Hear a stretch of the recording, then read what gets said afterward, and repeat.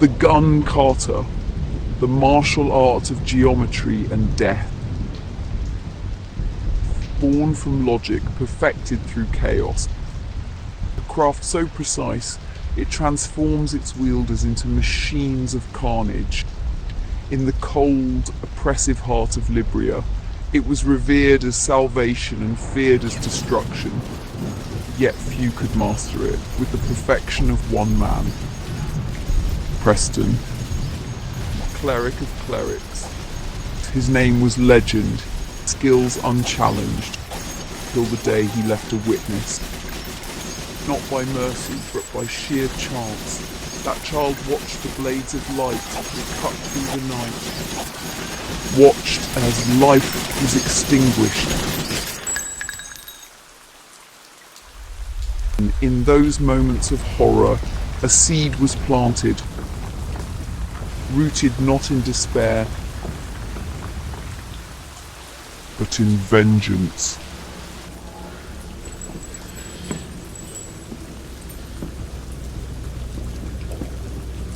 Tactical guard units of the Grammatron move with measured precision. They remain complacent, confident in their routines.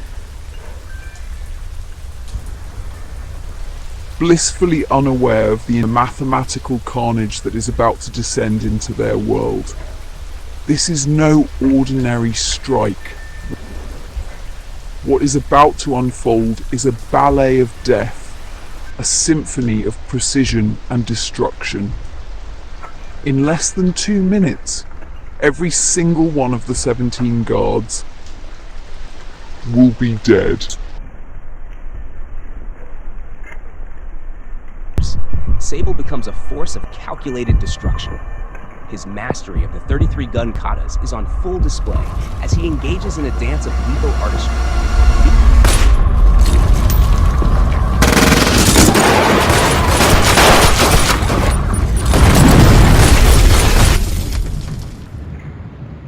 An ironic reenactment. A taste of their own medicine. Resembling the lights out moment, Sable begins the symphony of death. Ironic reenactment. Mathematically dispatching the guards with machine-like precision.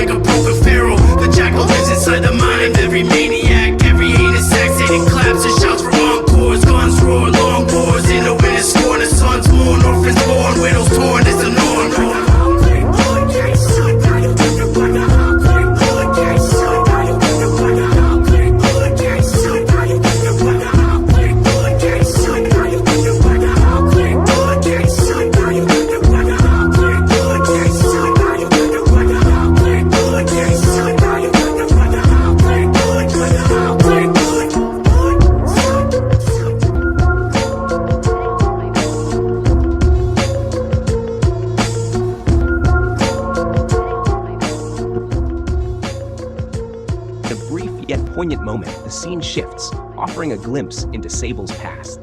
The dimly lit room serves as the backdrop, shadows dancing across the walls as if whispering secrets of days long gone. In the center of the room sits a young boy, Sable, bathed in the soft glow of candlelight.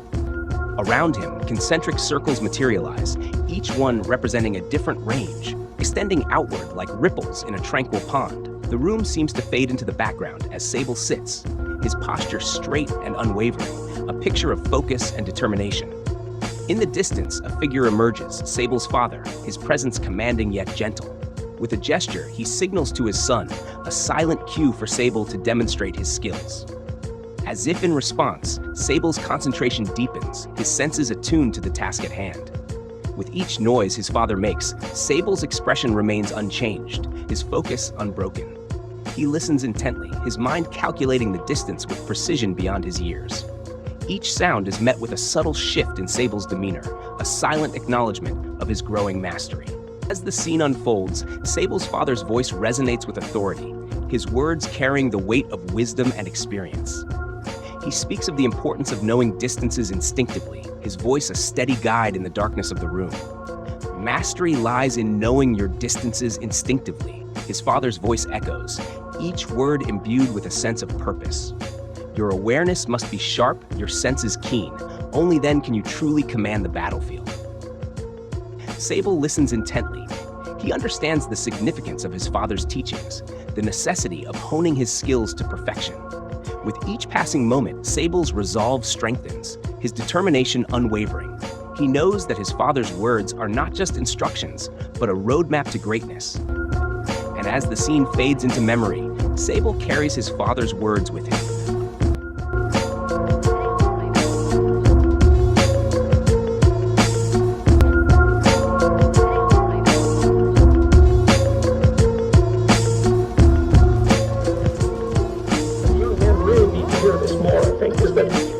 Monster, because everyone says, well, you should be harmless, virtuous, you shouldn't do anyone any harm, you should sheath your competitive instinct, you shouldn't try to win, you don't want to be too aggressive, you don't want to be too assertive, you want to take a back seat and all of that. It's like, no, wrong. You should be a monster, an absolute monster, and then you should learn how to control it.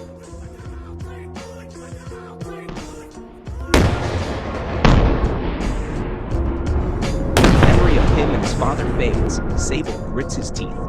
In an instant, his pistols are drawn, and the sound of gunfire fills the air. Primal growl rumbling in his chest as he kicks in the door. The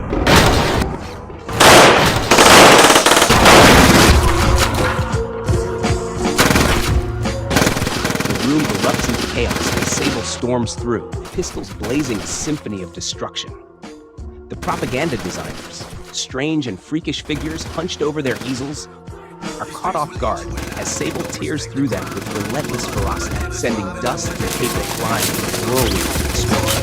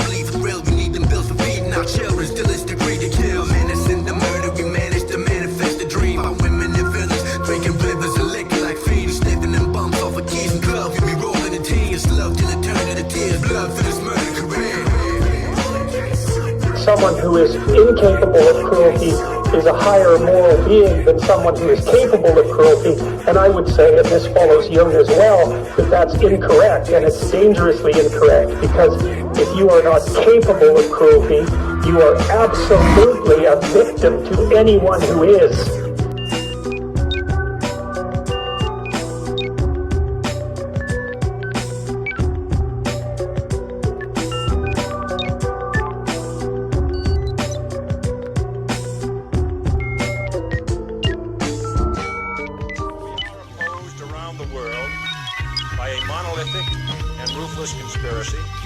relies primarily on covert means for expanding its sphere of influence, on infiltration instead of invasion, on subversion instead of elections, on intimidation instead of free choice. It's the government's versus the people. They wanna sell us lies, pushing us against the wall, telling us obey or die. They wanna keep it illegal for people getting high, turn us into zombies with unriddling. Open your eyes. The people being their attack and they don't even know it. Reptilians, they're everywhere. The shit has been encoded. Prophetic scriptures, our leaders are really killers, drinking blood, performing rituals beneath the pagan temple's pillars. They laugh cause we can't answer none of their demented riddles, based on a secret culture stolen and invented symbols. Beliefs intoxicated with authority being forming me. I gotta show some form of ID. Yo, fuck the system, I was born to be free. They love to corner me and order me to board the trains in orderly fashion. Imagine a planet run by Nazi fascists and fanatic madmen. And all I used to spit about was just thugging and macking. Now my eyes been open to the nightmare of what's really happening. Turn off your television, they just selling you division, controlling what you eating, what you buying, how you living. If not for us and for the sake of the children, we gotta stand up and demand our freedoms, cause united we can beat them.